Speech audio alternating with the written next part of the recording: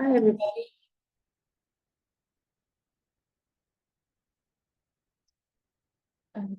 Great, and there's that test. Thank you, everyone. I'm gonna call the meeting to order.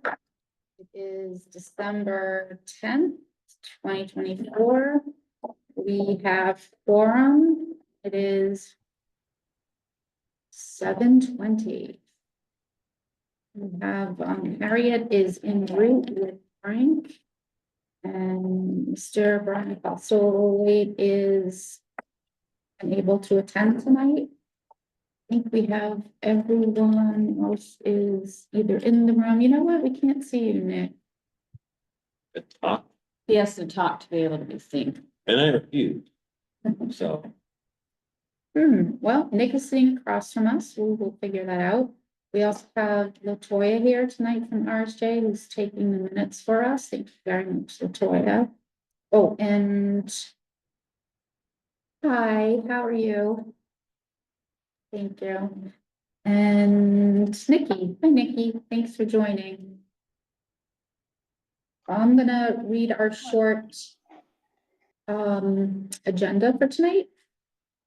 And we can go back to the meeting norms and the other pieces when Harriet joins us.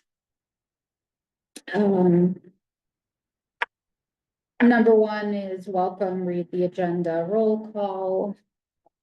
Number two is to set meeting norms, expectations, and success factors. Miss Harriet will do that when she arrives.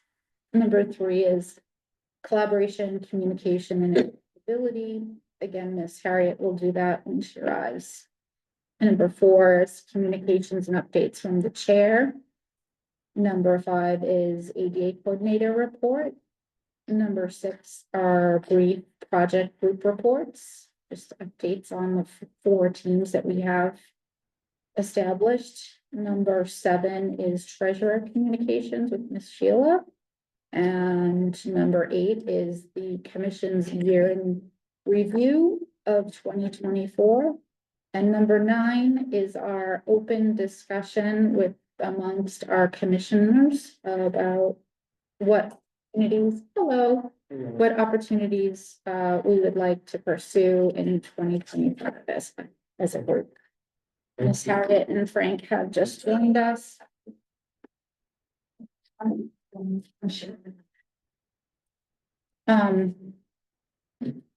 Rather than jump right in, Harriet, would it be okay if I have, we skip around? Would you like to start?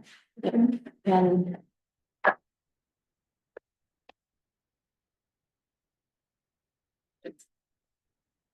the letter.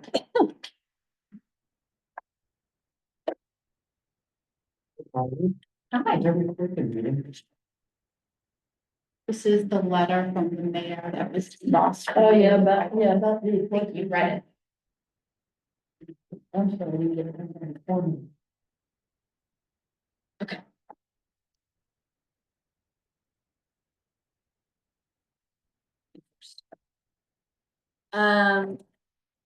Holly, hi, this is Adrian, ADA coordinator and staff liaison to the Commission for Persons with Disabilities.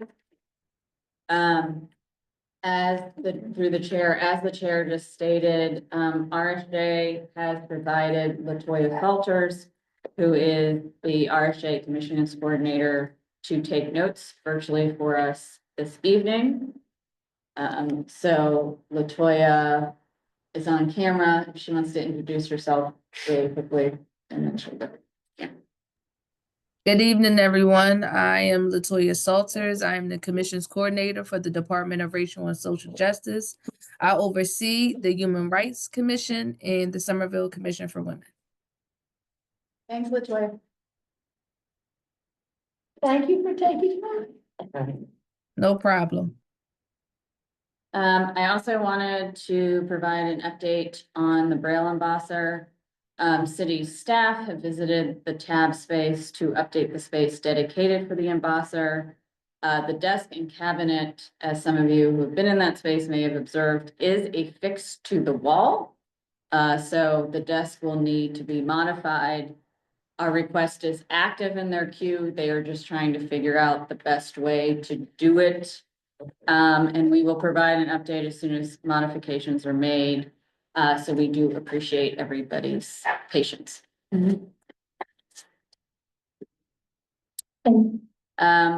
As some of you may have received, the survey from Public Space and Urban Forestry regarding the types of accessibility swings has been extended to 8:30 a.m. on the 16th.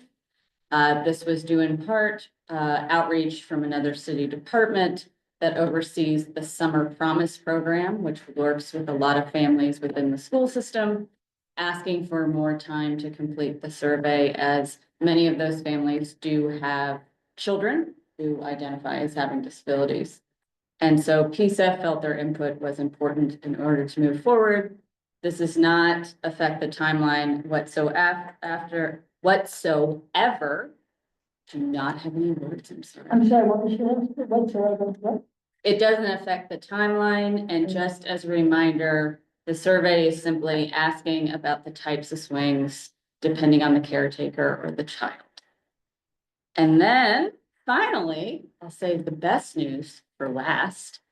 And I do thank Harriet for giving an inquiry and reminding me to talk about it. The city has been awarded the ADA Improvement Grant, which is a yearly grant process sponsored by the Massachusetts Office on Disability, which is the key resource not only to ADA coordinators in municipalities, but also municipal commissions on disability. And so we applied for this funding in August, and we found out recently that we've been awarded it in the amount of $75,350. The intent of this money is to hire a consultant that will work not only with me, but city staff, but the ADA task force to do self-evaluations and do the technical aspects of updating the current ADA transition plan. The final step in this process is that the mayor, or we've submitted it on behalf of the mayor to city council, as city council must formally approve any money the city does receive. That is happening Thursday. We were able to sort of put it on, and that's good because that is the final agenda, I believe, before council breaks for the holidays. It is just asking city and council to approve it. I will be attending as the person who has to, find the person to do this work, just to answer any questions council may have as they discuss. And once that is approved, simultaneously, I'm working with procurement to get the bidding process out to find the person who's going to do it.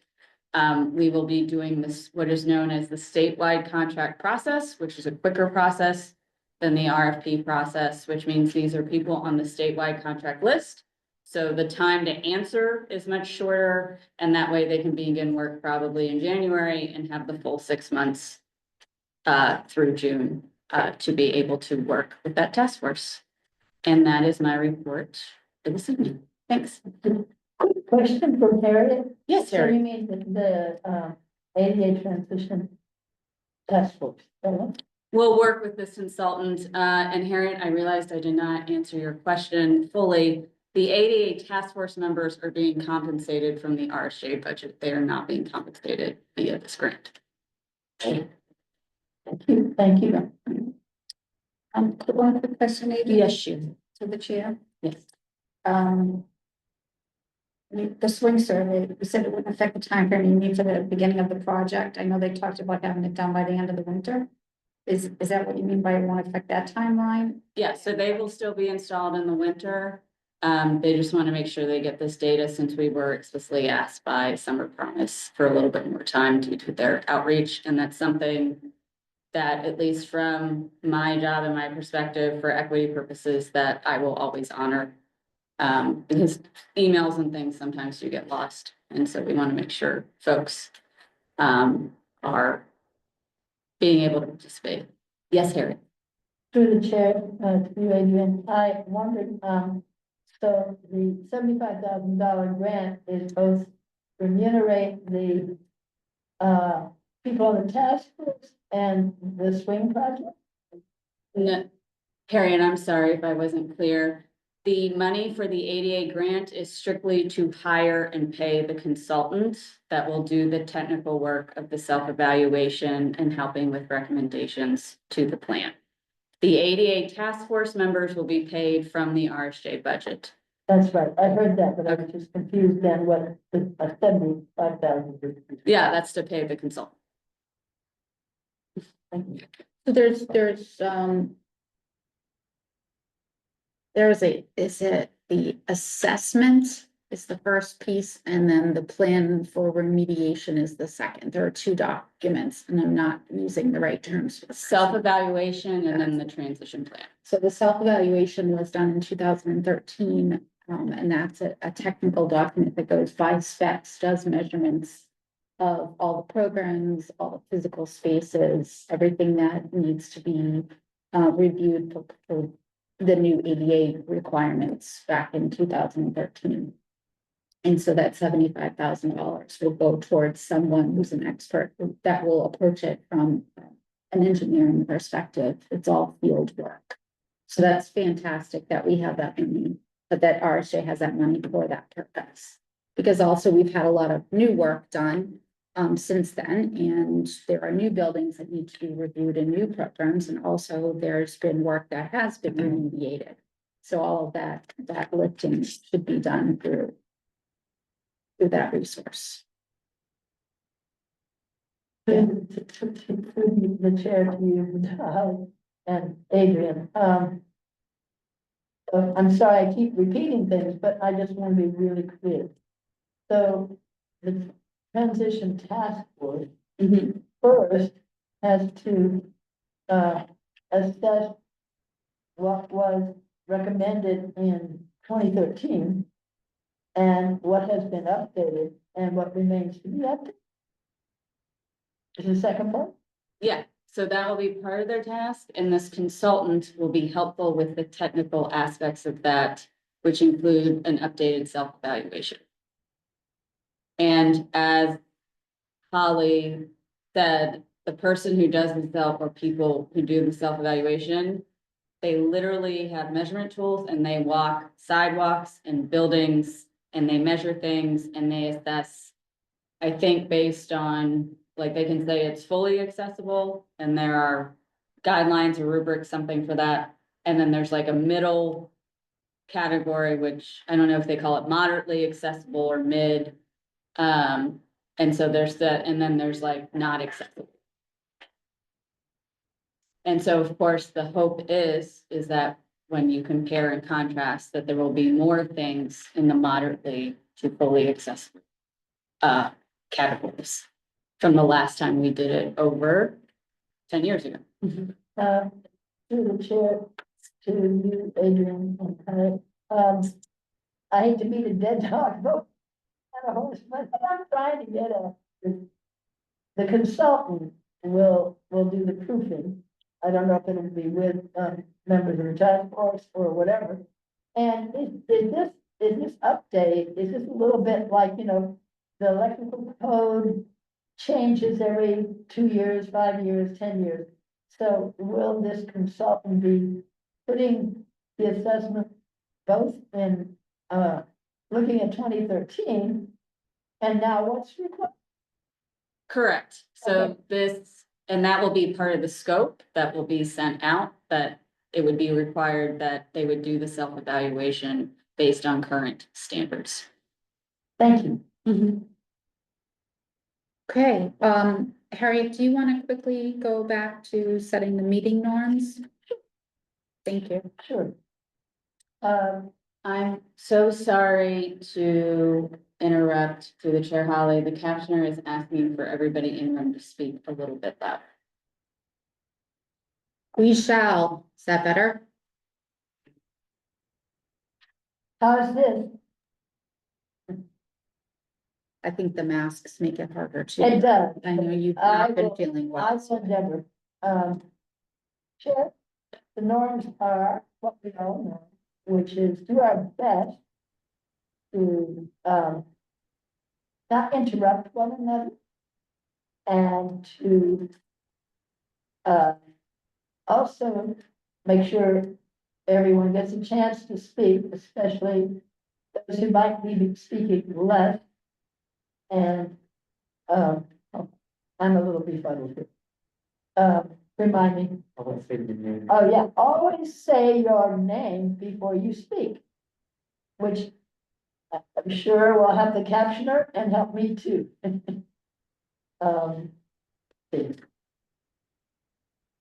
Also do our best to stay on topic as we can.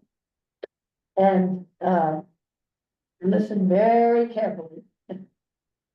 Thank you. Thank you, Harriet. Do you also want to add anything, any updates on the CCA meetings? We got an update already on the embosser, but if there's any other topic. Truthfully, I wish I had a recording to have reviewed it a little bit. This is Harriet. To you and to everyone. I've lost it. I don't have it in my immediate notes. Yeah, thank you. Okay, we're gonna jump right to our group reports. Mike, would you like to start with any updates with the mental health team? Sure. So I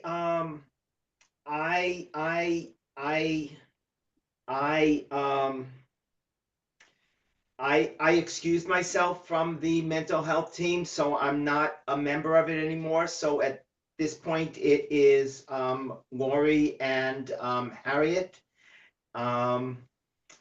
So I don't have anything else to add. If somebody else wants to add something, please do. Okay, thank you, Mike.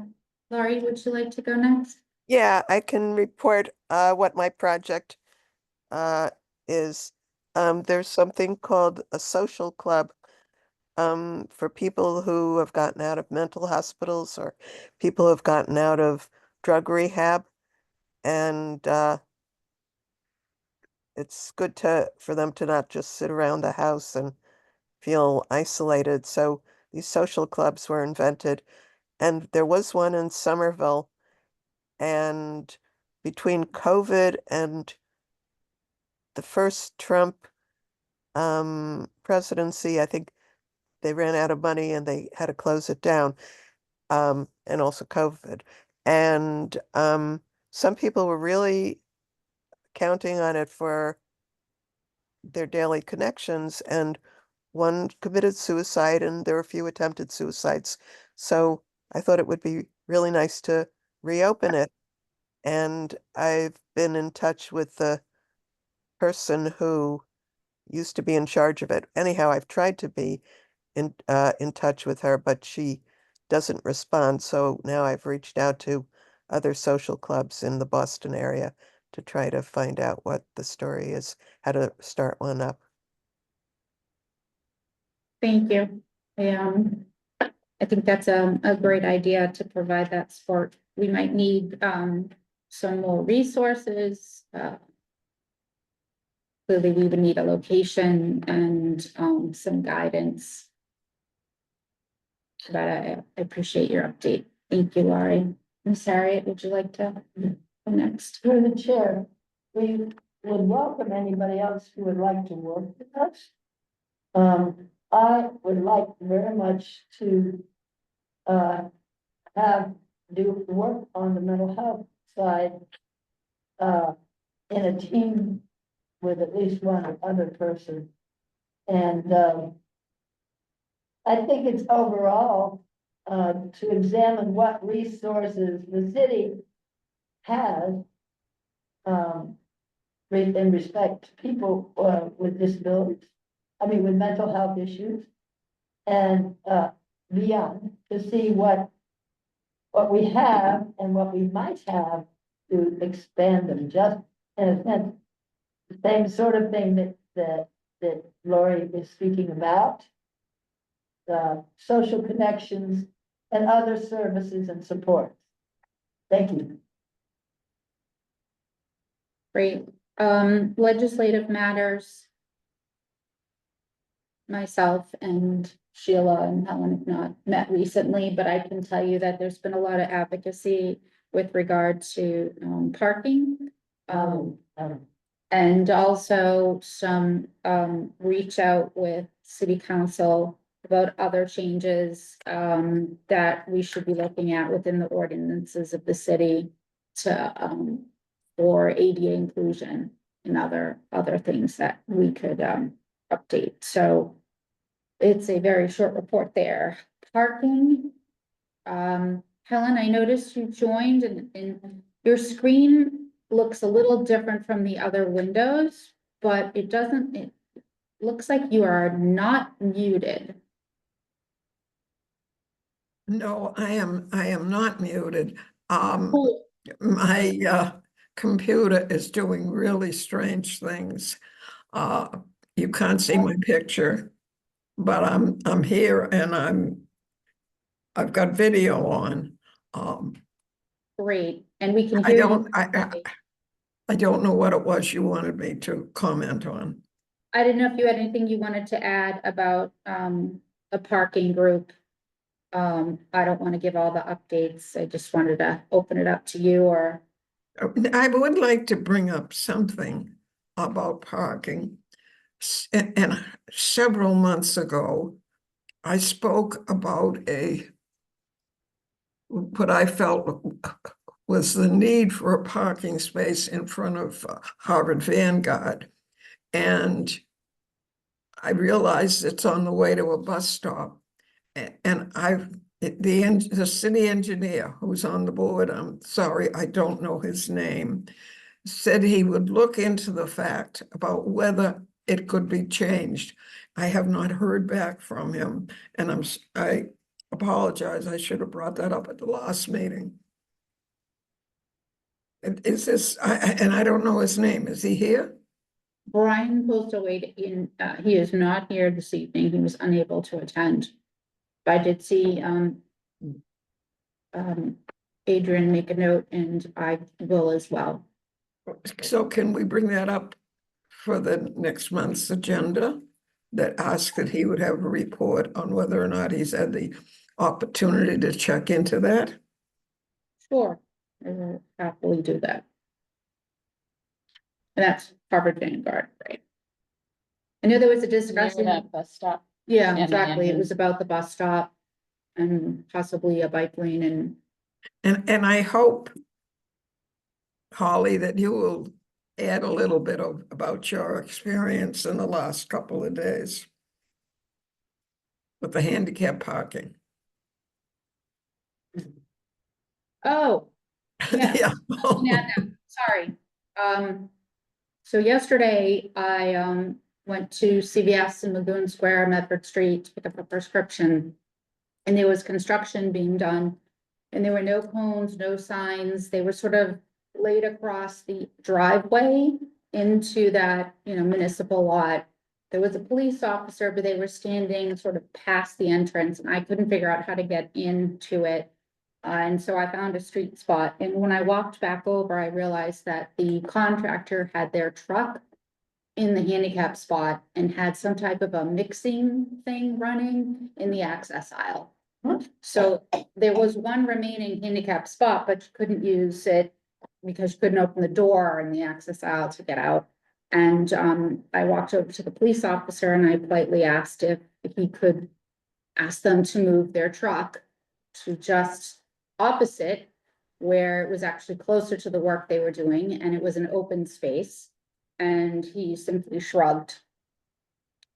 And so I crossed the street. Mind you, I just spent 24 hours stranded in the airport in Madrid, and the time difference really hasn't caught up to me yet. Normally you would have expected me to have a different reaction, but I did walk across the street and I met two very lovely gentlemen who work for traffic and parking. And they were emptying out the canisters from the parking meters, and I asked them similarly the questions, and they were so wonderful. And one of them said, I'm not sure, but I believe that if there's construction and there's a spot that needs to be used as, if they have to block a hydrant, or in this case, use the handicap spot, that there should have been something reserved in advance, and that there would have been another spot opened up and marked for handicap use during this time. And I thanked them and I left, and I reached out to Suzanne Renfret and I told her what the situation was. And she was out of the office, and I reached out to city council, and within 30 minutes they were moved. We have great representation from city council, and we have great resources from within the city, but I really wanted to tell Suzanne how impressed that I was, that not only were they kind and friendly, but they were knowledgeable and well-trained. And I thanked her for that, because I think that's really the best part of this story, is that there are resources and employees within the city that really are thinking about those things and are trained well and are dedicated to our. And her follow-up was, thank you for sharing this. Anytime we see something like that, please. Miss Harriet. Through you, first, try to keep speaking loudly. Secondly, I would like to add to the parking place in front of Harvard Vanguard. Frank and I live not far from there and have really investigated, because what people thought was an accurate solution was that there are 4 HP spots in the garage around the corner. However, it's only an 8-foot clearance. 6'8" clearance, which It's not tall enough for the ride vans, that's number one.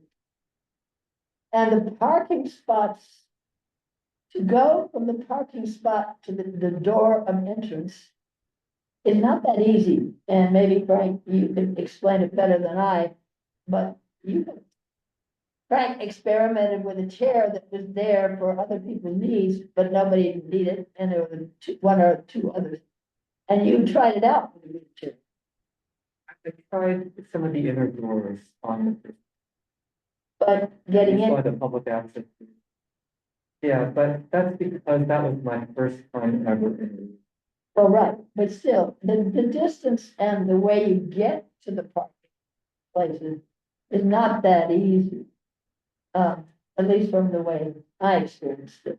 So it's saying, because it has HP markings, it would seem to your average bear that this would be sufficient.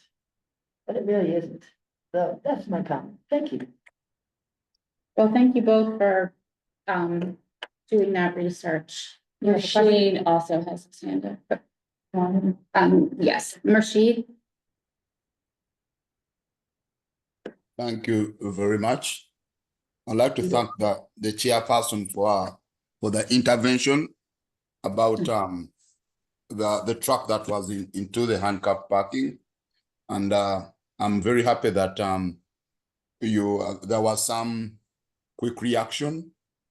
But my humble request is through you, the chairperson, is that if much as on that day it was done that way and it was done quickly, I'm thinking that we should also suggest a way that can be consistent and systematic of, in case if, let's say, people working on the road really need to use the handicap parking, maybe they should be having like a temporary placard, which like in most cases they are using the handicap parking, then they can have like another parking compensated, maybe with a removable HP kind of like maybe Sign. signpost.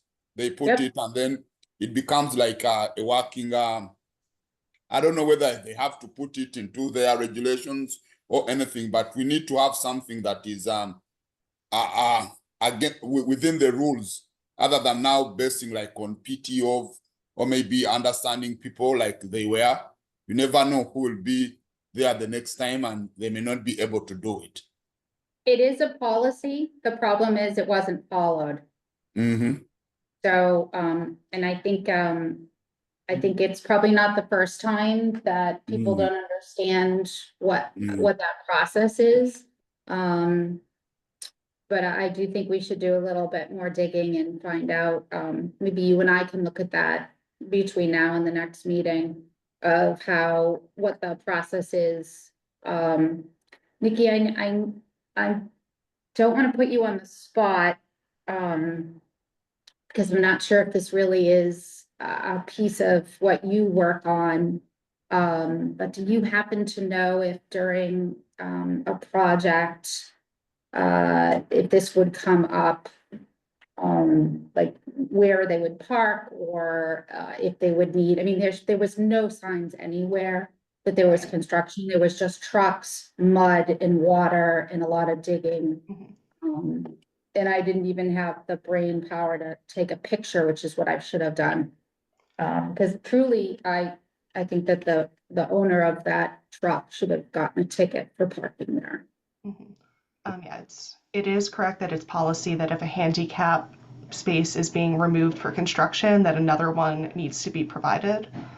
It's also true that contractors show up, they set up for the day, and the police officer there really should have responded differently, because we can really only see so many spots at once, but when something is reported, that's when you would hope that it would be fixed. But yes, every construction project should have some type of traffic management plan or something submitted to engineering that if they're taking away parking or if they're closing off the sidewalk, this is the signage they should be putting up, this is what they have to do. And that's something I'm actively working on in my position. So I can't make any promises of results right this second, but part of the ADA Field Associate position is working to improve compliance with construction sites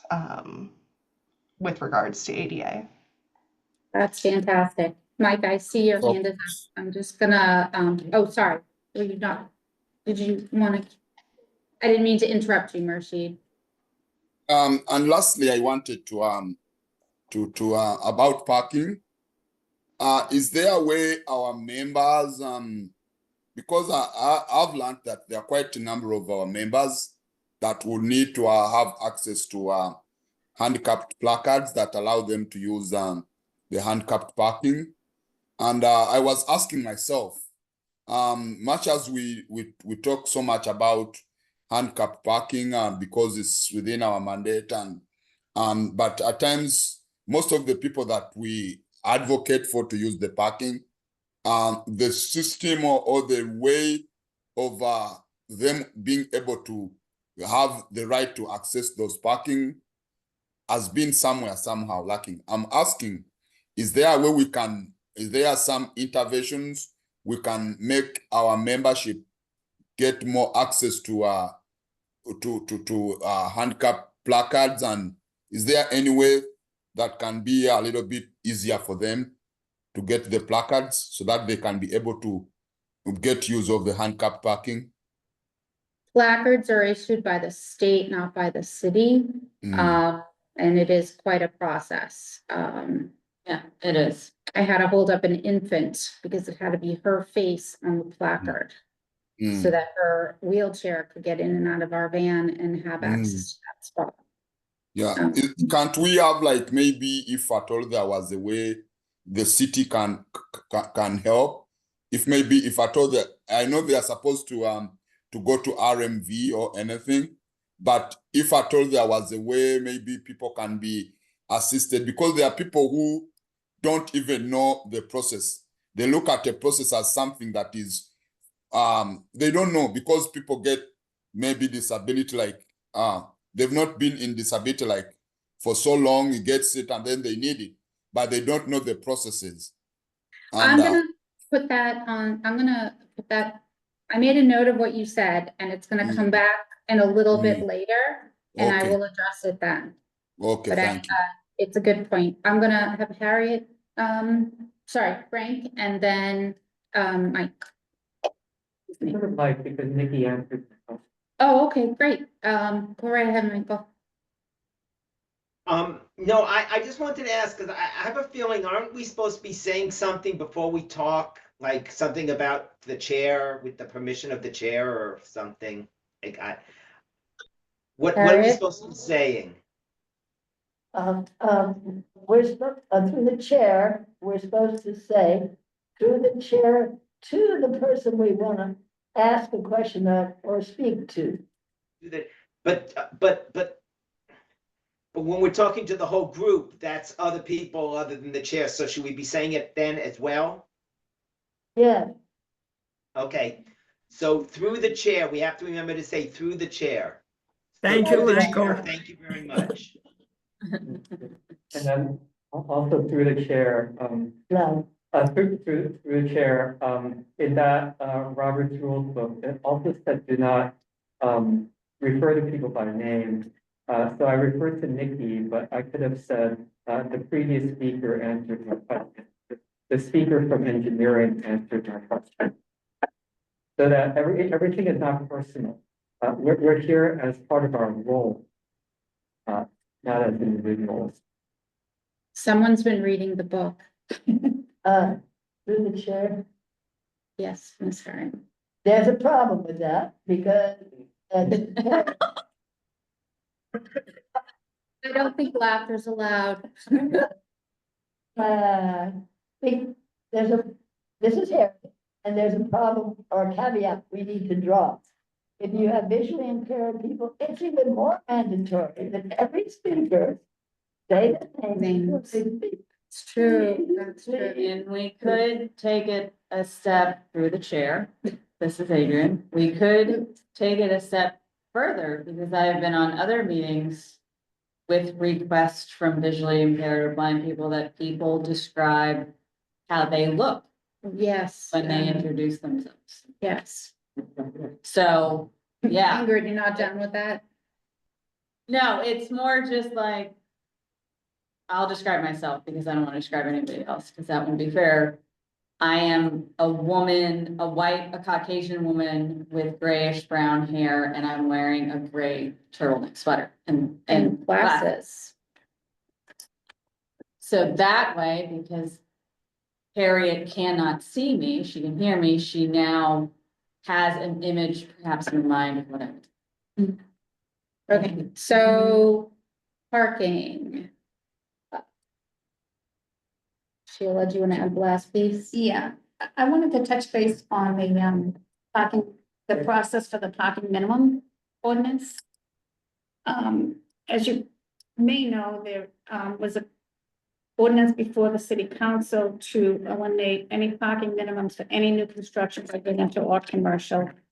So it would eliminate the need for all parking, the requirement to have any parking at all, which would also include ADA parking.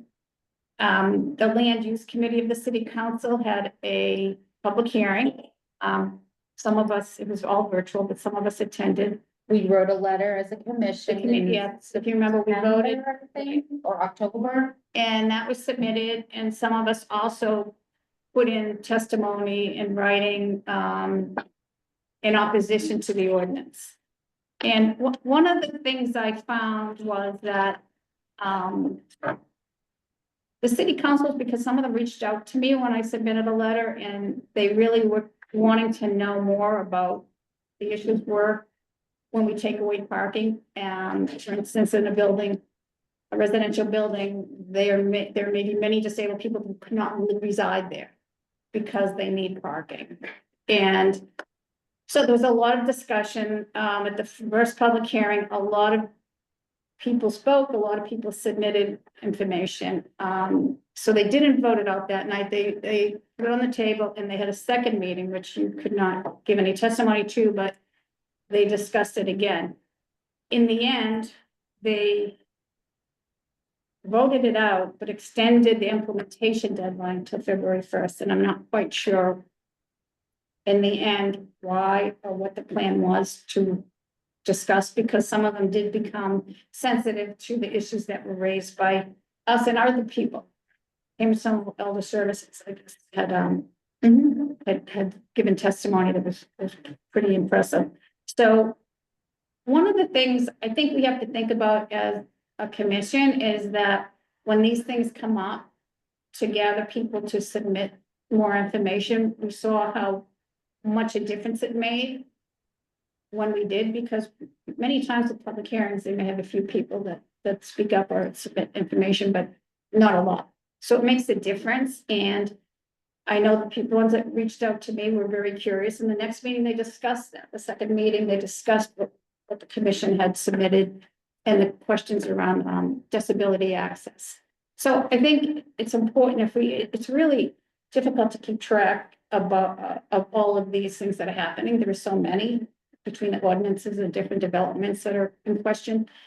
But I think if we try to sort of track it a bit, and I know Holly does a lot of that, so that we know when something's coming up. And we could, and it'd be helpful for commission members. I reached out to a few other people who submitted testimony, so it's just important to reach out and give our support for the need for disability access for any of these new constructions. And any issue that comes up that would be detrimental to disabled community. So we don't know where that stands right now. It was voted out favorably, I believe, but extended the deadline for them to do more due diligence. So we will see. And Counselor Jake Wilson is supposed to get back to me with some more updates. He was in Japan.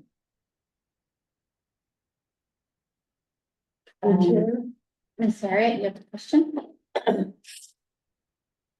This is Harriet, and my question was, they voted it out as decreasing the parking. That's what I couldn't understand. The ordinance was to eliminate the requirement for a minimum number of parking spaces for any new construction.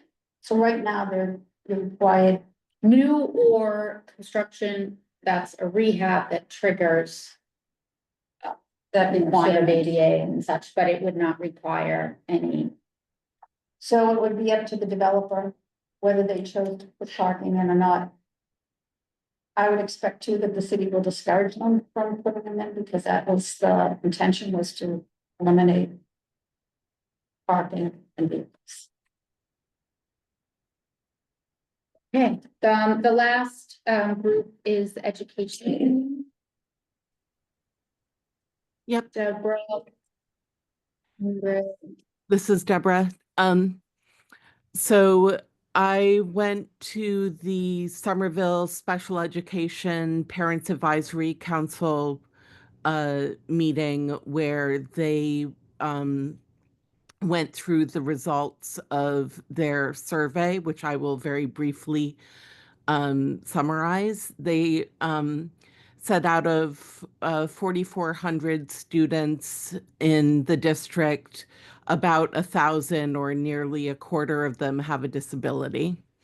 And they had about 8% of those families respond to the survey, and 53% of them are overall dissatisfied with the services they receive from the schools and the district, with the majority of those issues centered around the initial evaluation process. So that is something where I'm hoping that we might be able to give some kind of support.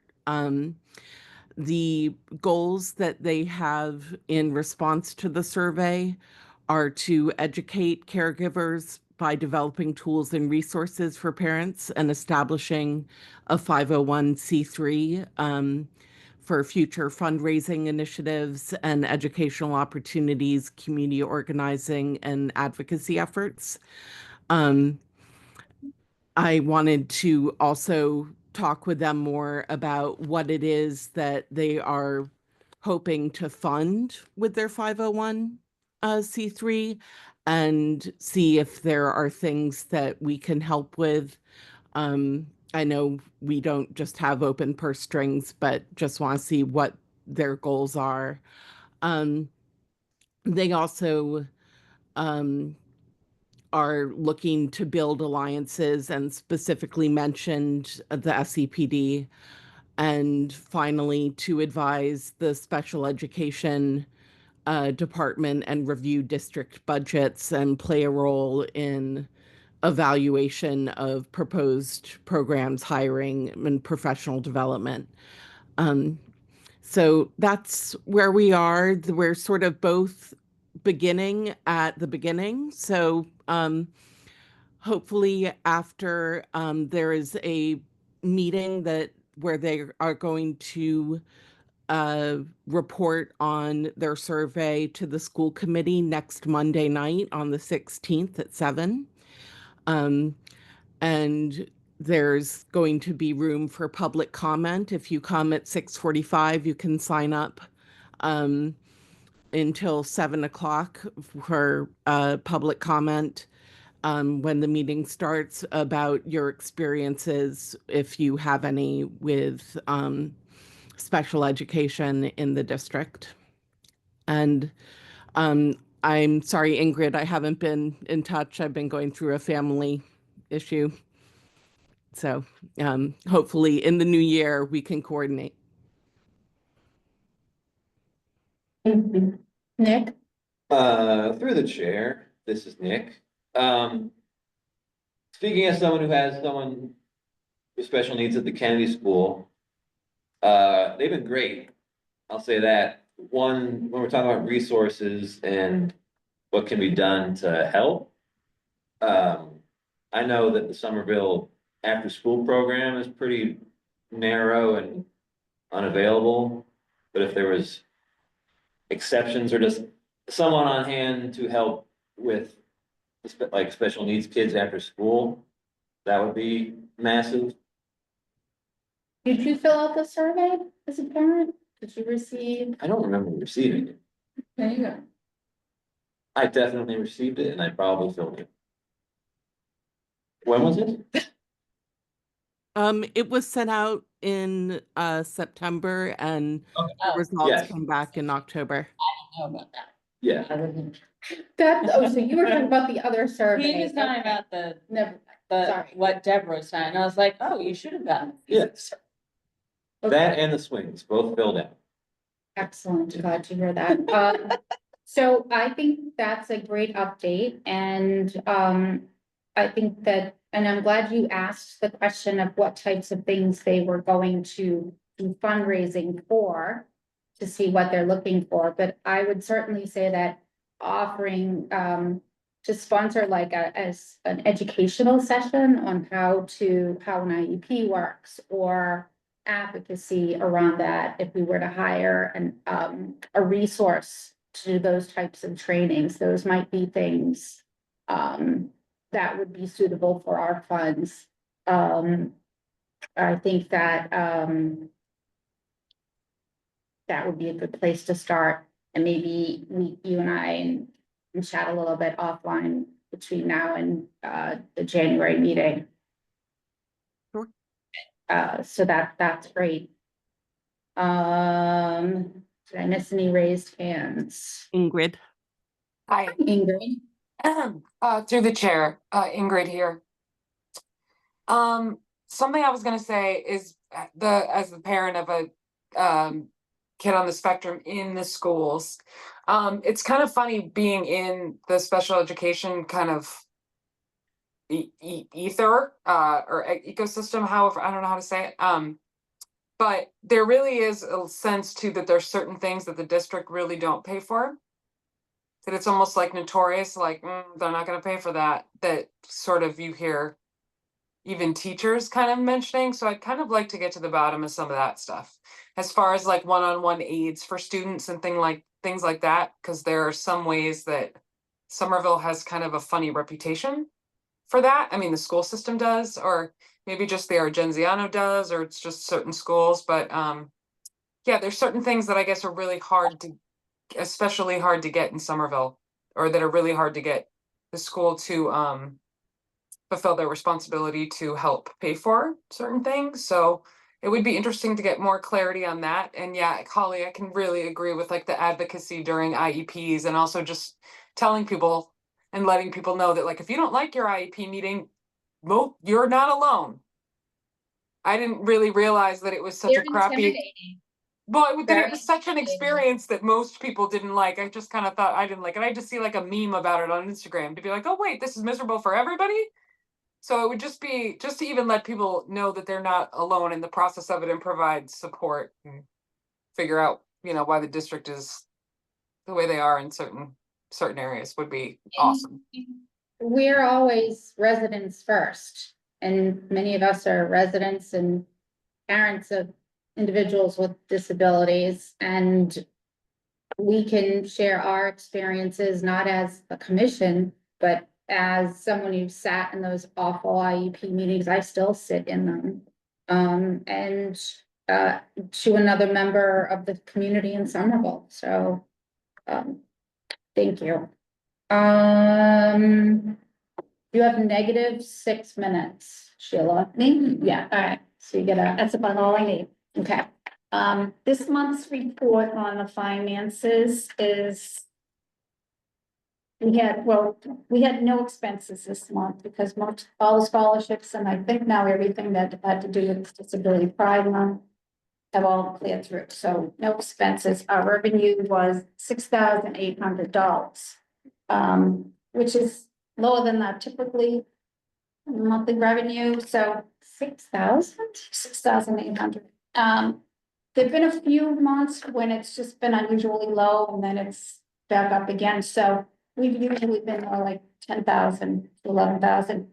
So I think that, what I'm gonna do is I'm gonna start tracking month to month and go back and just to look and see if there's any trend. If it trends downward, then we have to kind of pay a little more attention to how we're handling the funds.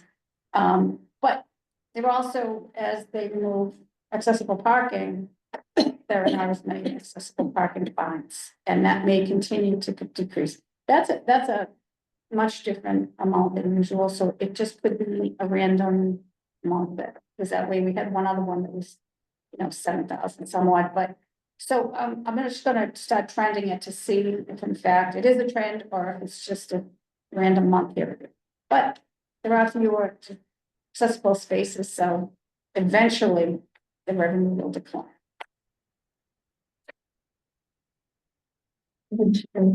Yes, Were any HB parking places removed in the last 2 months? If so, how many? I don't know, That's a whole other data we don't know, but I think that has been information that has been difficult to receive. But, how much you do know, we make an interest? what the, it was, At least $1,000. yeah, That's good. yeah, so, yeah, 12.98. So, because our balance is still healthy. There's no doubt about that, but we just have to watch for the trends. And so we talked a lot about the spaces in front of Adria's house. That became very obvious because so many people use that building. But we don't know where else they're being. Okay. We are gonna shift now to the year in review. I'm gonna show some picture. May I have permission to share? I think you can. Let me know if you can. I'm sharing. You are. Okay. In no particular order. Oh my God, there's so many windows.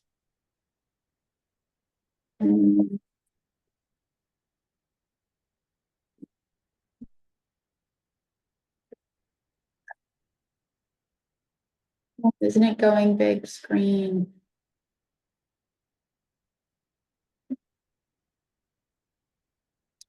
So the year in review, the good, The bad, the ugly. the not so good.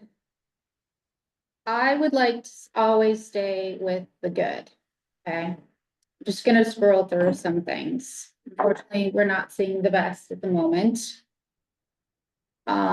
That happens to be the gravel of a driveway in one of the dorms at Tufts. It's the end of it, how it connects from the actual asphalt, from the tar to the sidewalk is chopped up rocks. Here's a great one. We all know and love this individual. This is the first Red Sox event that we hosted during Disability Pride. This is the garden at a school that was updated. We'll see that again later. This is the site on Bow Street that the commission was successful in changing what they had requested to be allowed to not provide. I think that was a huge win for the community. This, if anyone can tell me what's wrong here, this is in Union. That's the walkway, and that's the signal in the middle of it, blocking it. To another spot, this is a brand new park that was built behind Union. Anyone notice everything's literally locked in place, including the chair over here that you may not be able to get through. There's also not enough room next to it for an accessible or a wheelchair to be parked next to that. Pictures. We're frozen. So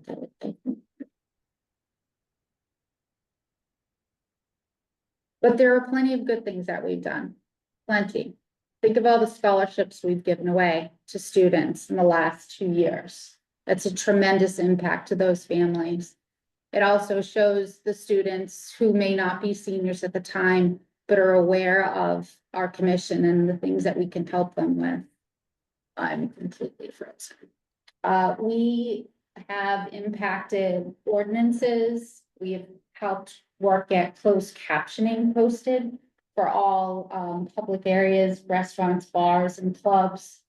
We haven't done any of this alone. We have lots of help from many city departments, as well as from members of city council and the mayor's department. We have had July officially named as Disability Pride Month. It is in our laws of the city. It will always be recognized as such. We had 13 events. They were for adults, they were for children, they were alongside with our seniors. They were tied into art projects. We have created bracelets for children, more than I can imagine, across the Commonwealth that celebrated Pride. We gave more than 400 books away that celebrated inclusion and talked about different voices. I am so frozen. I had all these great pictures. Okay. Let's see, nope. It's not gonna get away. We walked Davis Square. Right, Harriet? Yeah, but one thing to add about Sure. successes in the ADA, the ADA Disability Pride. We also participated and just got so much of a number of our events included in, I think, Art Beat. And then the Halloween Festival of Monster Mash was a smashing success. And we got to meet many children and their parents. And I think we shifted the view. Many. So I think that was that we exist, that we're here. And it's, we recognize. So that's another thing that I thought was extraordinary. And we had the first flag raising. Is that right? Not only did we have a flag raising, but we had a flag raising with protesters who were there to protest. That turned out that they gave us such wonderful press by sharing it on social that it was Disability Pride Month. That you have to take that as good news. And they were very pleasant protesters with us. And we thank them for that.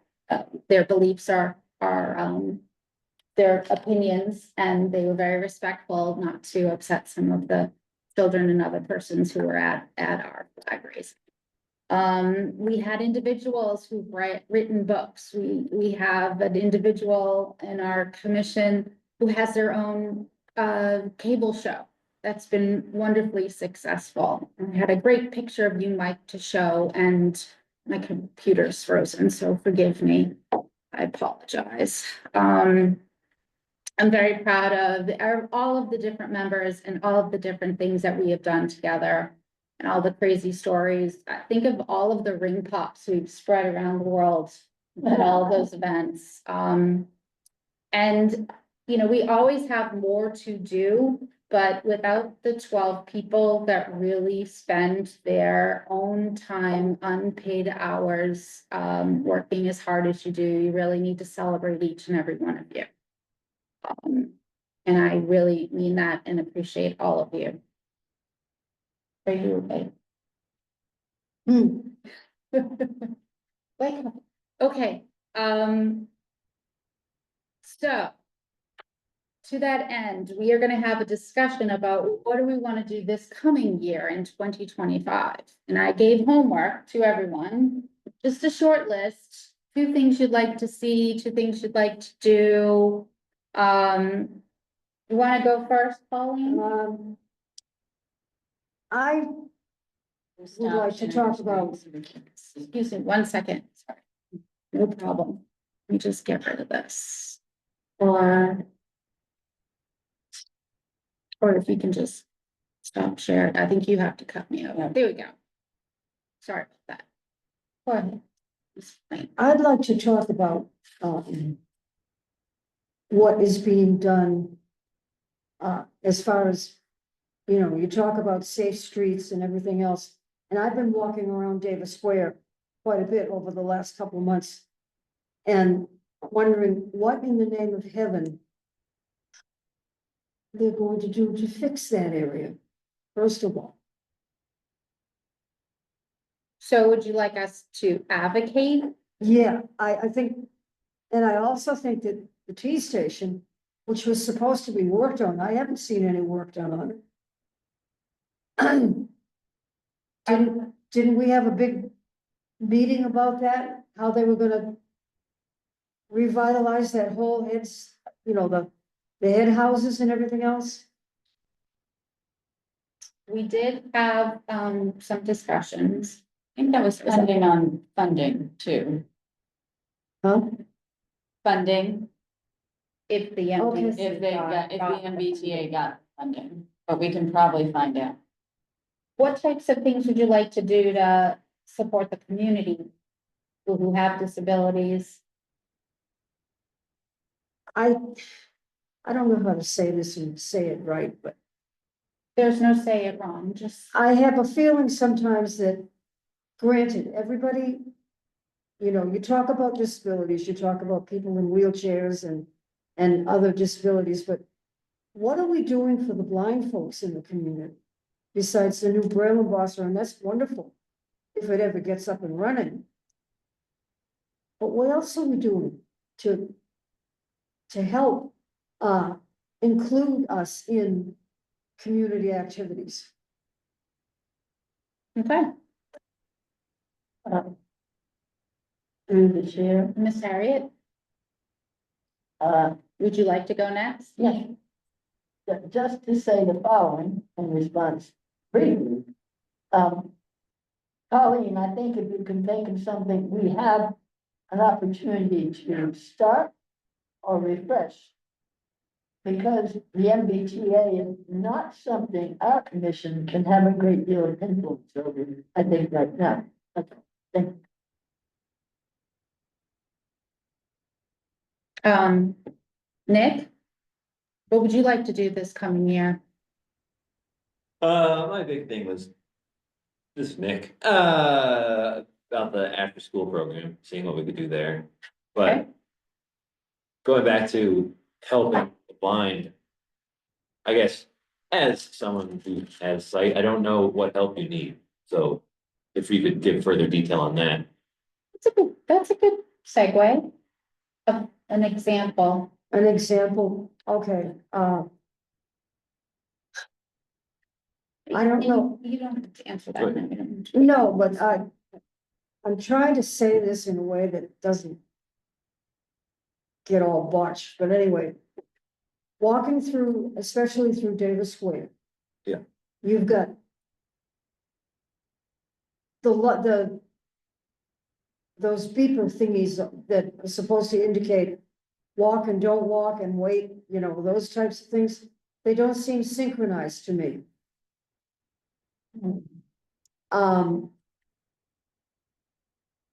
And the sidewalk, the streets and sidewalks, they're all broken and everything else, and it's very hard to walk. Let's say along Elm Street, Highland Avenue and Elm Street, and that whole area where the banks and CVS are, a lot of those places are all broken up. What are they doing to fix that? It seems every time you turn around, construction is being done, but it seems to be taking away all of the freedom that a person should have to walk around. You know, you did a great job with the PSA, the public service announcement. Yeah, I think if we did more PSAs, and maybe they were PSAs, not just talking about, those were about disability problem. They could be about the needs of people who are blind. Or challenges. yeah, I really think we need more advocacy for those who are blind, especially those who are losing their vision. And that's a big problem. We have a couple of folks in my building who they're at wit's end because they don't know what to do. They don't know how to navigate. No, not necessarily on the built environment, but other parts of the environment that are, Their own home, yeah, their own daily routine that Right. becomes so different. yeah, My first idea is getting someone from the masonry department to fix the The what? bricks. Fix the bricks, Yeah. huh? Or just the empty ones. I've tripped in an empty brick Yeah. hole before. oh, it's ridiculous. So a fix the brick Fix campaign. the brick, yeah, Yes, it's ridiculous. yeah. Well, I like the brick. I know, but they just don't get. Aesthetically, it's quite lovely, but yeah. Yeah, it is but it's a a hazard. hazard. Yeah. All right, Laurie, I'm gonna jump on over to you, miss. Would you like to give us your two ideas? Well, the one was the social club. I think that's a great idea. Okay. The other is to improve communication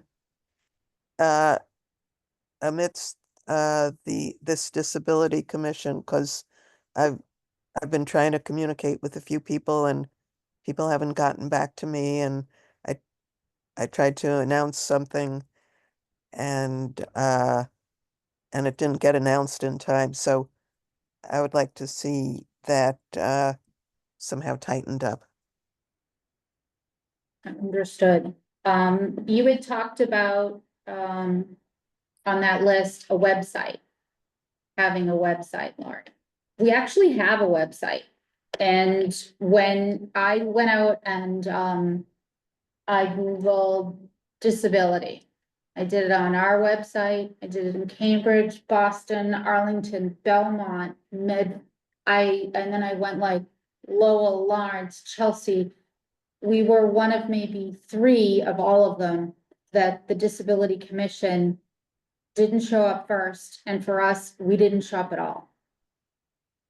So website, people finding us, being able to communicate with each other and people to know that we exist is a huge opportunity for us to expand on. But it's also very time consuming. It's gonna take a couple of people that work on it independently and come back. And so it's not something that I can get done on my own, or even one of us can get done individually. but I think it's very important. So I'm in my crazy little notes here, I'm marking things that would need a team to work on. And, you know, part of that website is having a presence, being known. And I think that's very important because people with disabilities need to find where other people with disabilities are. They need to find their community, or they need to find resources. And Rashid, when you talked about how to get a placard, that would be something that would be on our website. It would be links to it. It would be very simple and easy to find. And Harriet, Frank, having an accessible ADA compliant website, there's been changes this last calendar year in federal law that says all websites have till X to become accessible. And that's coming up. It's a large project, but it's been suggested that the city of Somerville allow our commission to have its own webpage that's built accessible, that's built using the new accessibility tools rather than trying to build something into it. So I think that if that's something that we have to fund as a demonstration of how accessibility would need to be for a website. But I think a website is hugely important, and I thank you, Laurie, for bringing that up.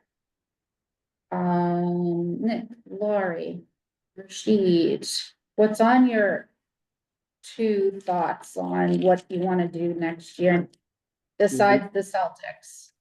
You want me to start? Yes, please. Yeah, thank you.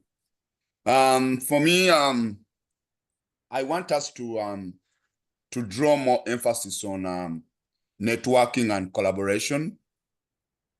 For example, like you talked about other a couple of other commissions around near us, like Chelsea, Cambridge, Boston, and the rest. I think we need to put more, if at all we can put up an effort of establishing a working relationship with those commissions that are neighboring us or are near us. That can also help to build synergy. And then I also, still on collaboration, there are some other like partnered organizations, for example, hospitals, like other recreation areas like Spalding. I wish we could also establish like a working partnership with those. It can help us like mobilize our members that would like to go, for example, instead of maybe at times going maybe for a Celtic game, we can organize a meeting where our people can go to Spalding, for example, in Chelsea, and then you have like in-house bicycle rides. There is bowling. There are lots and lots of activities, and they are even accessible and made to suit the various needs of people with disabilities. So I think that one can also, we should also think about recreation in another way, like in that way. And then lastly, I happen to be a member of PFAC, which is Patients and Family Advisory Council of Boston Medical. And one of the issues they were raising, in fact, I raised it together with a friend of mine, is about they have lots of documents, but they don't put those documents in Braille. And they didn't know how to do it. And then I remember we spent some money on, is it a Braille machine, embosser? Yes, sir. The city bought. Yeah, so I think if we also open up collaboration with that Boston organization, because its main objective is to make sure that patients who get like the rightful health services, medication, and everything, but they had no idea of how maybe to get most of the documentations in Braille. So if at all we make emphasis on networking with them, we shall have made for example, the machine that the city spent money on, maybe to help, we work with them to print the desired documents that people who are legally impaired or legally blind can be able to use. And they'll also get to know us. And then lastly is about our reaching out, because we are so much into ourselves as people with disabilities. And like as a commission, we need to open up. Maybe much as there is the website, which may be a little bit complex, but we can come up with maybe brochures or placards. I didn't understand that last part. Come up with what? We need to come up with brochures, like written material talking about brochures. You We call got- them what's the right pronunciation? Brochures? Brochures. Brochures. Brochures. A whole lot of S and H, S. Yeah. brochures. Okay. I think it's better. Yeah, Through it sounds- through the Okay. chairperson, brochures. Okay. Now, if we can have a couple of those and distribute them, for example, we know most of our people, if they are not in their homes, they are in apartments and everything. If we can have those like on different areas, like the library and everything, with maybe a QR code that can help somebody to scan it and then maybe register. And then we know we have like this and this number, and then they get to know which activities we do. I think we can also have more members, and the more members we have, the more ideas we can generate and the more activities we can make. we That's need what I more wanted to share with more you. hands to do the project work that has to happen outside. The amount of time that we have once a month together is so limited, and it's so managed by parliamentary process and state and federal laws that it makes it difficult. And having 12 of us that need to answer and share also takes a lot of time. And so we were talking earlier about having more members, the challenges and the gifts, and having less members, the challenges and the gifts. So that's why we really need to establish, I think, project groups that are working outside, that don't violate open meeting law and follow Robert's rules. And that's why we all can have each other's contact information, email addresses, phone numbers. But what we can't do is ever send an email to a group of us. If we ever, as individuals, send emails out and they're not blind copied for all the people, we're basically creating quorum and in violation of open meeting law. It is so, it is very complicated, and difficult. And we always want to be very mindful.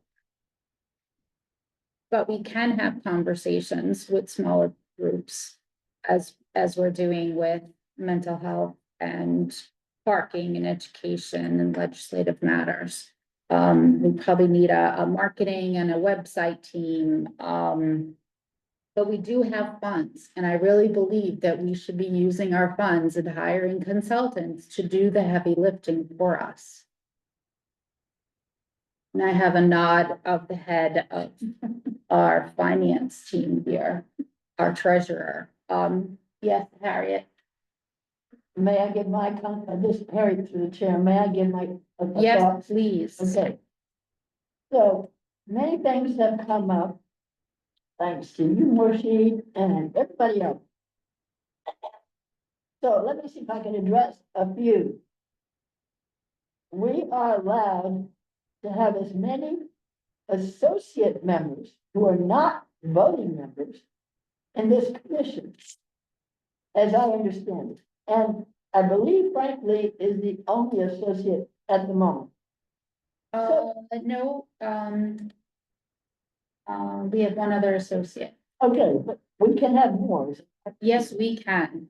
So to me, one of the things that's important, think about your friends and other people who are devoted to making things work better for people with disabilities, since we're 1 out of 5 number two, I keep my thoughts together. That's one way we could begin to approach, advocating and giving information and receiving people's requests, many things.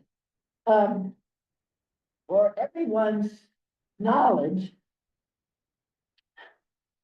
accessibility in a website, especially for people who are blind or visually impaired, who use screen readers, is a very difficult thing to solve once a website has been set up. So one of the great things, and you sort of pointed towards that, Holly, is that if we somehow can get enough staff together or associates together or people together to build a website that is accessible.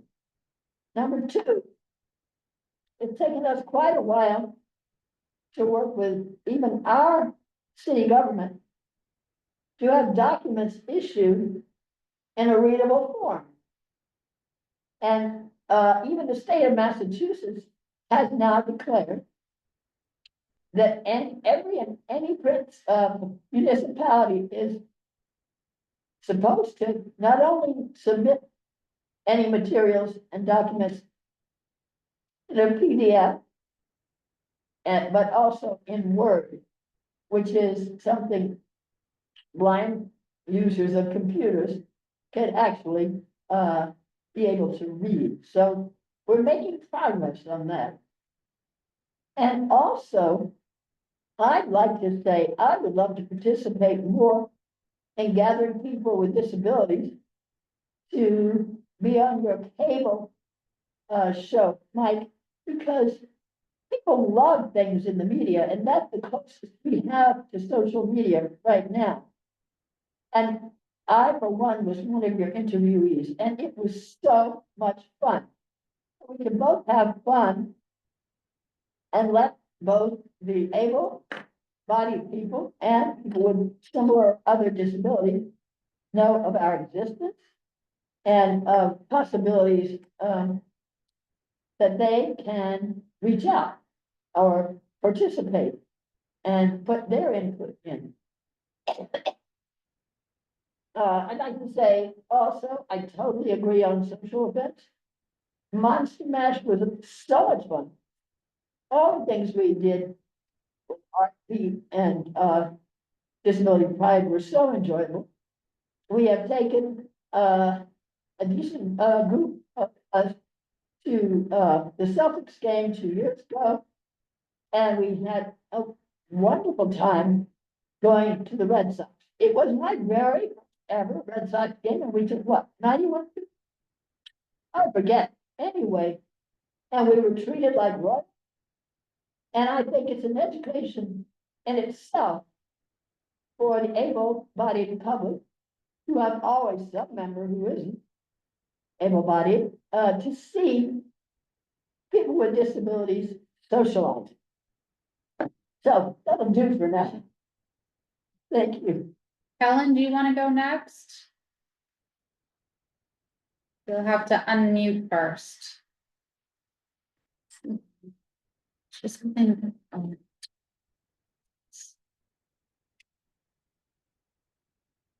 I'm gonna move on. Who would like to go next? I see an Ingrid. I found it, thank you. Oh, no. I was gonna say different things, but listening to people talking here, I realized no matter what we do, we need other people to help us. And it's all about working together. One of the things I would like to see working on is making the general public more aware of the difficulties that people with disabilities encounter every day.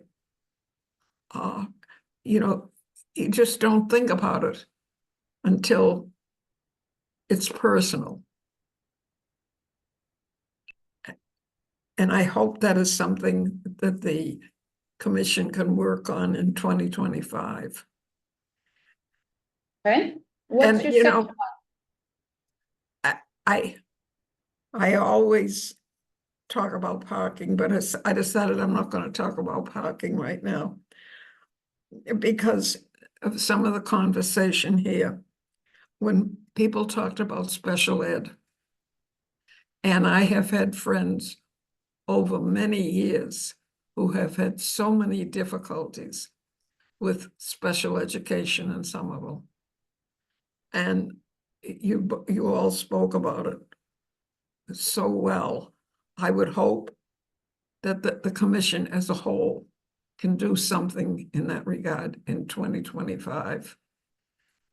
You know, I think about it's 35 years now that we've had the Americans with Disabilities Act. Is my math correct? I think so. 1990, yeah. And we need more action. And let's hope we can contribute to that action. That's all. Here, here. Thank you, Helen. Miss Ingrid?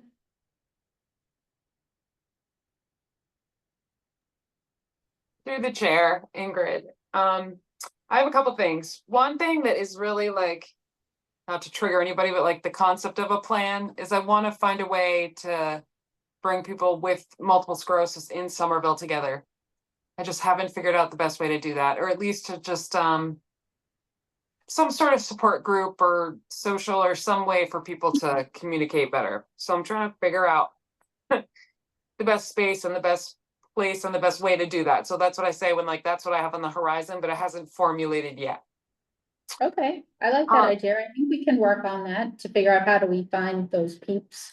Yeah, because I mean, strictly by the numbers, like there's, yeah, just by what it is into the general population and how many people live here, like, yeah, and it's autoimmune stuff is on the rise, and it feels like younger and younger people are kind of getting, stricken with this stuff. So, and not just MS, but Crohn's and just people who have disability or people who experience disability through disease, which is a drag, of course. So I'm working on figuring out how to bring everyone together. I have an earnest desire to. I'm just trying to figure it out. So if anyone has any ideas, don't be shy or email me if something strikes you. The other thing is kind of like piggybacking off what Rashid was saying, because he had mentioned it another time that like it would be great to bring the disabled community from Somerville together and not have it be sports. So I've been thinking about like maybe a day where we all go to where a bunch of us go to the MFA and have some allies come with us and push us in wheelchairs and take over the hallowed halls and just see how it works and how they're doing and draw their attention to the needs of people with disabilities in the space and have our allies or people who support us come along and help out. And I think that really uplifting and seeing the people who are allies and trying to make everyone an ally is kind of always my goal. I mean, kids, sure, but adults too. So I'm really with thinking about something cultural, and I know it's so much work, but I was also thinking like maybe there's a certain evening at the BSO or at the museum, or there's some sort of event that could maybe be something also tied into disability or something. So yeah, that's what I'm thinking towards and looking towards, cultural events and getting the chronically ill community in the city connected and relying and leaning on each other. Yeah, that's it. The MFA trip is not hard at all. I Right? think you just have to pick a particular day, probably a weekend. And we would need advance notice so we could get enough tickets, and we'd need probably 2 buses. And I don't see why we couldn't find suitable volunteers for anyone who might want someone to go with them. Yeah, because stuff like that is really hard, like as a disabled person, things like museums and I mean, because of course you miss I don't get to hike anymore. Like, sure, that's sad. I wasn't a huge hiker, but what's sadder is not being able to wander around museums and stand around and stuff like that. So, and I know that there are people that love us that miss that and want that for us too. So if we could make it a whole shebang, that would be awesome. And like I said, it's not all about sports for everybody. I mean, I Yeah. went to both games and it was the best, but I'm certainly not a sports. So yeah, just see other people with different interests with disabilities and their allies and all that. Who would like to go next? Oh, Michael, you're up. And then Deborah. And then Deborah. So I Thank had you. mentioned last month about the projects that I wanted to do. I went to the CPAC meeting as well. Deborah and I were, well, it was a small place. We were sitting close together. They suggested, and I actually have come to love this idea. They suggested instead of doing something where people show up in person, that we do something virtual, that we do a virtual workshop. So I have been investigating some of that. I have a keynote speaker that I would like to suggest. I would like to have, the thing that I'm gonna need some help with is whether or not the city has, a Zoom, that we can use, that might hold hundreds of people. Cause I'm being very optimistic that we're gonna get a lot of people to come to it. And, I like optimism, Michael. oh yeah, no, I'm very optimistic. I think it's something people would come to, and the person that I spoke to for the keynote speaker is somebody who's a big draw. So I think doing it virtually will be less stressful, and will also it will also bring more people in because people won't have to go out of their homes. So we don't have to worry as much as dealing with the school district. Not that they haven't been wonderful, but it's just less rigmarole that we have to go through. And then I also want to do that other project with the sixth graders. And you know, I had spoken to Deborah, and I think it's something that you know, the education and anyone in mental health to work together. It would be a great collaboration. And yeah, so I do have an idea how much money I'm gonna need, so I don't know how exactly this works. You know, do I present a budget and a proposal to the committee and then have it sent out to everybody and we discuss it? How exactly does that work? How much is the person? Well, he said he was anywhere from 1,000 to 1,500. So altogether, I mean, I have a feeling the three projects would be less than $10,000 if that's something we think would be worth it to spend on the, you know, the parents of Cambridge, of Somerville. Yeah, so yeah, he would come twice. And then the other project would be, it's much less expensive. But part of it's gonna be what the city's resources are, you know, and then I also have to figure out I have to figure out about translating. We would need to get some kind of service for translators as well. Well, ESL, well, not ESL, no. Did you say ESL or ASL? Yeah. So sign ASL, language. yeah, that we can do online. But I'm thinking, you know, there are these services where we can get phone calls of Spanish and French and Haitian Creole and Asian, and you know, we can get people on the phone that they can call into who can transcribe the calls for anybody else who's able to do it. But again, you know, it's just gonna take a little research. I'm hoping somebody in the city might already know of a place, or else I'm happy to do the research on that. But those are the projects. I'm sorry?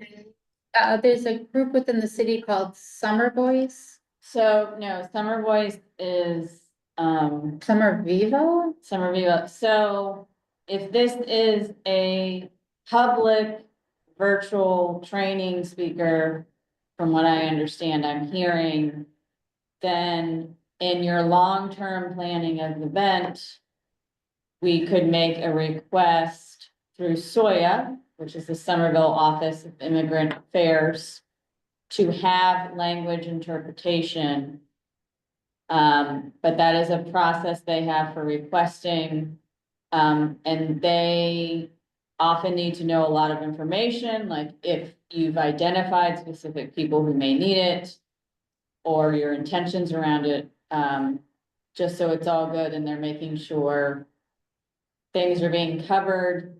That also opens up that if it's on Zoom, so Somerville currently translates in 6 languages, 7 languages, so you would need a language channel on Zoom for each one of those. And there's also the off chance that if this commission decided, there would just be a conversation we would need to have with Soya, so they could decide, are all 6 necessary, depending on demographics, or 3 necessary? Because what ends up happening in this situation is you put a Portuguese channel interpreter on, and then you don't have anybody. So they're sort of just sitting there, and you spend the money, and that's fine. But Soya is really good about working through, once you have a plan for how, because what they want to know is, okay, you want interpretation, but also, and this is for anybody who requests interpretation through them, any city department, any commission, any board, how are you doing outreach to make sure the people who represent those languages are getting in the room? Finding Yes. your audience, very good point. So through the chair, I would say that we wouldn't know any of this until we actually do it. So until we actually put it out there and people sign up for it, that's, I would ask that we want to do that. So again, it's something that I think the sooner we start, the better. You know, I mean, I've already started, so I have a lot of that information, but I am going to check just over the next you know, next month. I'm going to check just to see what other resources there are that we don't have to necessarily go through the city if we don't have to. And I don't know if we have to. Do we have to go through the city to get their services first? I would highly recommend, so as a reminder, and I don't have to make this reminder, but I will, the Accessible Parking Fines Fund is technically city money, so I would highly recommend using Soya and their amazing resources. One, for outreach, because they will help with outreach to get those people in the room, because they are on the ground every day with the people that represent those populations. That is the core and mission of their work. In order to connect them, you all were talking about connection earlier to events. And then number 2, they have the relationships either to get interpreters and help with languages, because they do it all the time for city events and other things. So I would highly recommend you start with Soya. So through the chair to the last speaker, thank you very much. And well, that was a mouthful, I'm telling you. Okay, and I guess I'm good. So Deborah, it's all yours.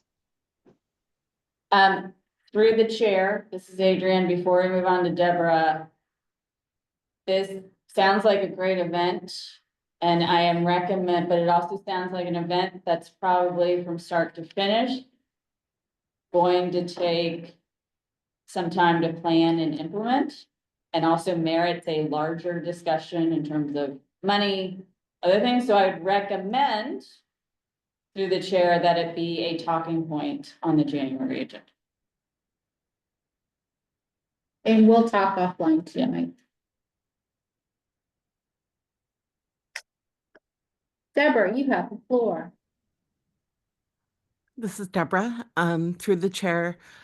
Similar to Mershid and Ingrid, I have been wanting for a while, and I mentioned last summer that I would like for us to have a potential social events for the disability community in the city that are not going out to sports games, as wonderful as those are.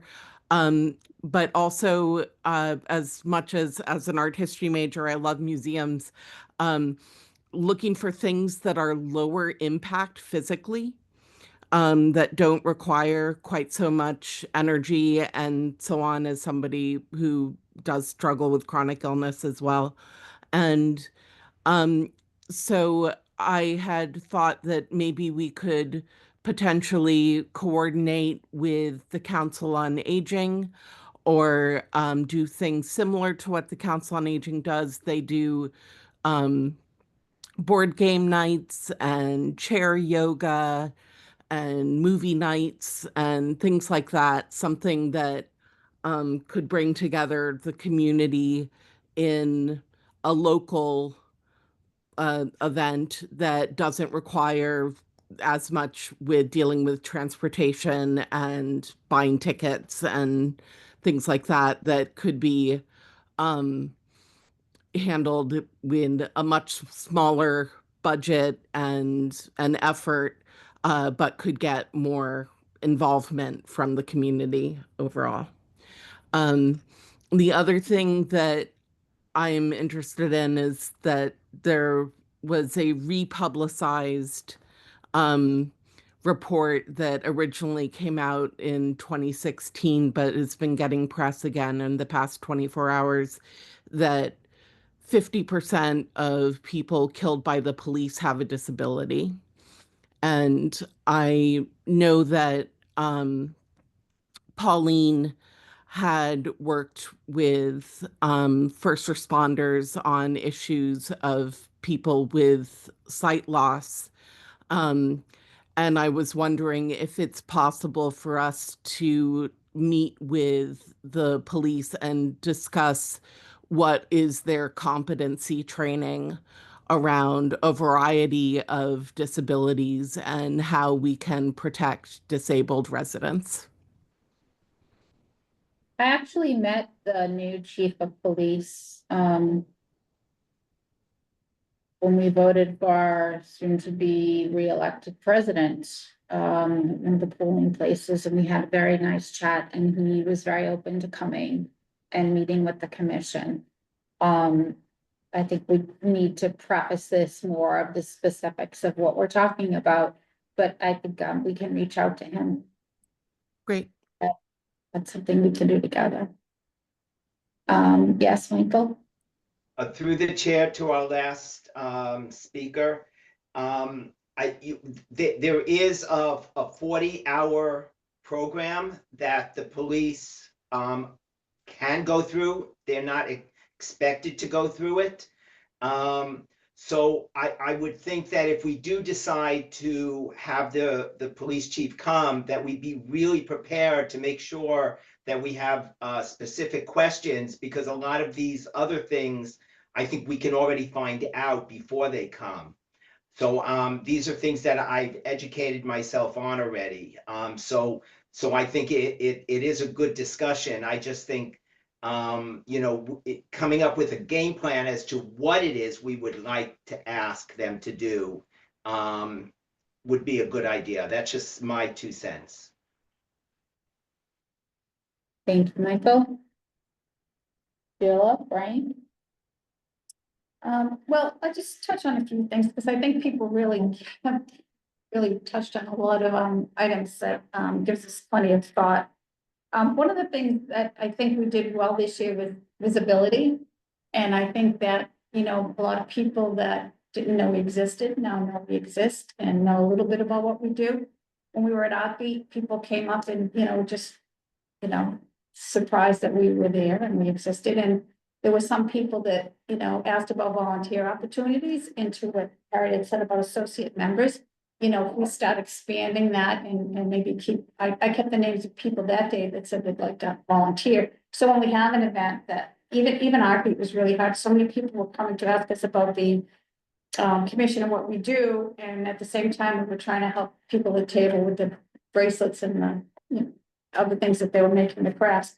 So that's something, volunteers could help out with. I think the other thing that I think we've begun to do well is to try to work more closely with the city administration and the elected officials to try to make known to them, as well as Helen talked about the general public too, but where changes are being made is through the city administration and the elected officials. And I think we have to continue to work closer with them. As things are being done. Sometimes things are done and we realize this is not good, it's too late.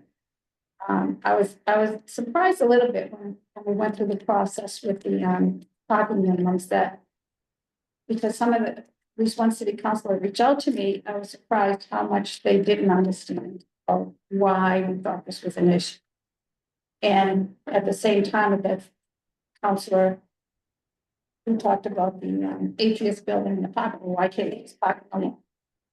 And I explained, not all those spaces are wheelchair accessible, wheelchair van accessible. They're not, easy enough to get into and out of. So I think that educating people is such an important thing to make them understand, especially those people that are in the position of making decisions in the city for what changes are going to be made. And it's just that, we just have to make sure that, we have a seat at the table, we have a voice for the disabled community when these changes are being made.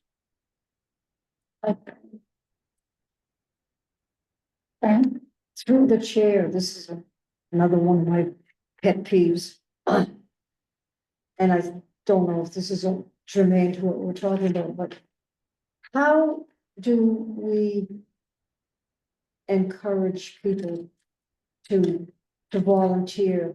For instance, if people need help with reading mail and stuff like that, how do we reach out to people to ask them to do that? To read mail and help those kinds of things. It's very difficult. Right now, personally, I'm in a position where I need someone to go through mail and different other things like that, match clothing and things like that. How do we find somebody? Is that something that the Council on Aging offers as well? No, I talk to them and, oh, no, they don't. Elder Services doesn't do it. I mean, it's, at least that's what they tell me. Nick, you have, Yeah, through the chair, right back at you. I'm trying to find it on my phone. I haven't used it in a while, but there's an app. you haven't used your phone in a while? I haven't used the app. Oh. The app, it's called Through My Eyes. Be My Eyes? Yes, Be My. that isn't always effective because What is the ineffective app Be My He was Eyes? so excited to tell you about it. No, because you go on the app and there's a line of people that need help and they Oh, show the like camera this? to like their mail and you're like, oh. yeah, but if you can't use a computer, you're out of luck. Yeah. What did you say? You can't? Oh, if you can't use a computer, correct. Sheila, you have, Well, I think that if we get to the point where we have a really good website, that's the kind of place where we could put there, if you'd like to volunteer, and there could be so many things, that could be one thing, there's other people, when we go to events.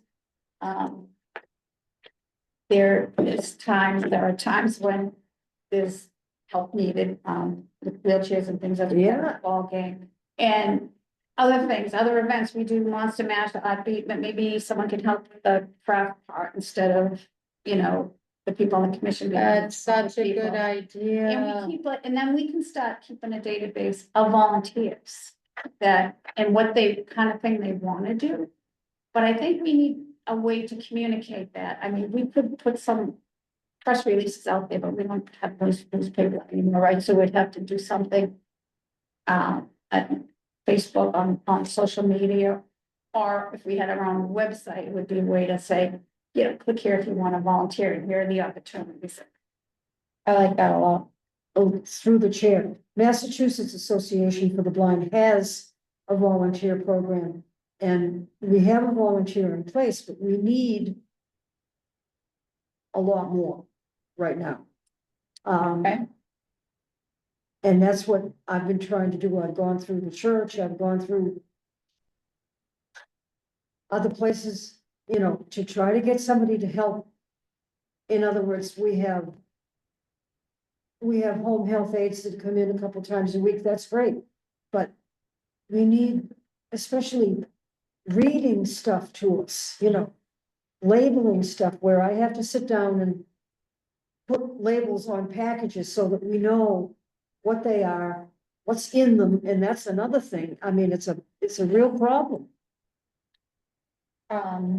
Frank, you are our last speaker of the evening. Yes, That- so Save the one best for thing, last. well, one thing that I've been interested in working in is, the whole notion of formatting, Braille documents, because the Braille page is so much smaller than a regular printed page.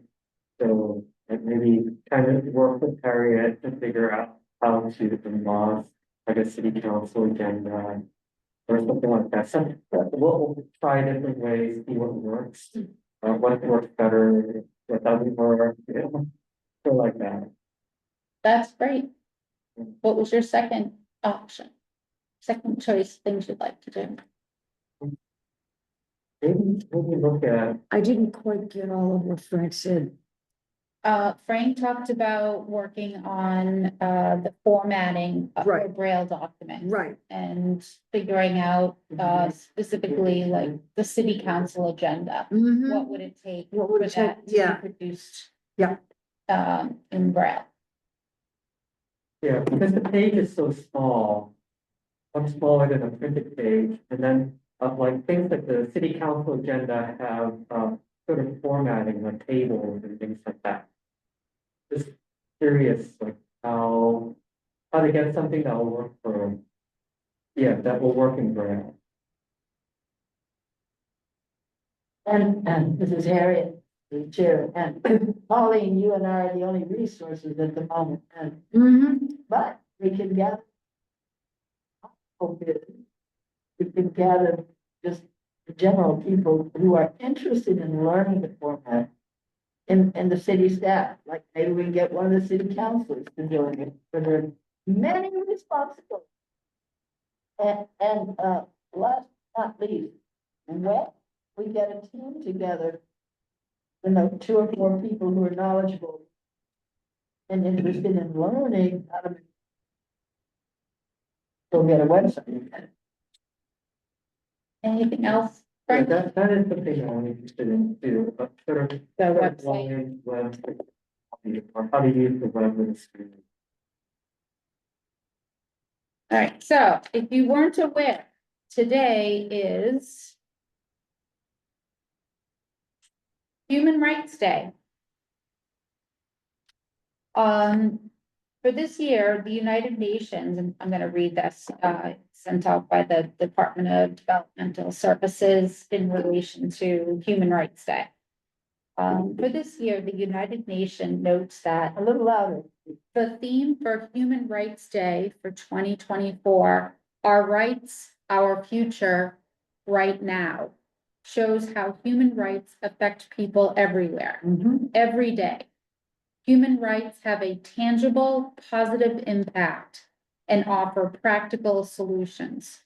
There is no better time than now to reflect on the importance of human rights as they shape our present circumstances and impacts the future we are building together.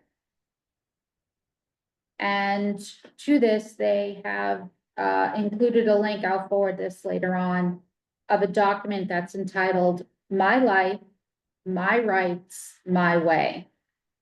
And I thought that that really represents us and what we do, because it is about our rights, and it is about our lives, and it is about doing them our way and how we can uplift and share those challenges and support each other. So I will send this along. And it is 9:14. And I'm gonna call the meeting to end. Call a motion to end the meeting for the last meeting of 2024. Seconded. Second. I have 5 seconds. All those in favor? Aye. I'd say the ayes have it. Happy 2024, everyone. We'll see you next year, but I hope to talk to you sooner. Good night. Hey, good night.